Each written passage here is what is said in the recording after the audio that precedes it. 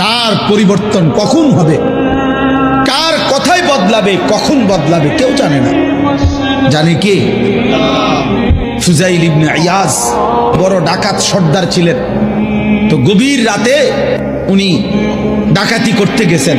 তো রাত্রিবেলা যখন গভীর রাতে এক বাড়িতে ডাকাতি করতে ঢুকছে, দরজার সামনে গিয়ে যখন দাঁড়াইছে তখন শুনতেছিল বাড়িওয়ালা ওই সময় আল্লাহর কোরআন পড়তেছে।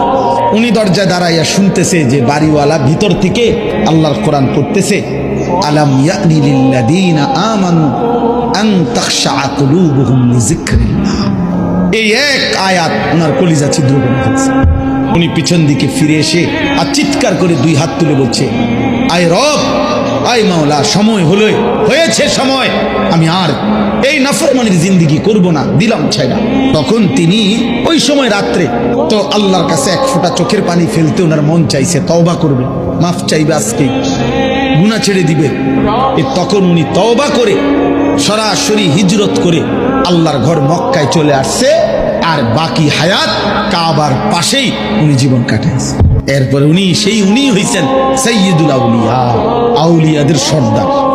তাইলে বললাম আর কি, যে কোনো কথা, কোনো এক আচরণ, কোনো এক শব্দ অনেক সময় চেঞ্জ করে ফেলে, জীবন তুলপার করে ফেলে, জীবন পরিবর্তন করে ফেলে।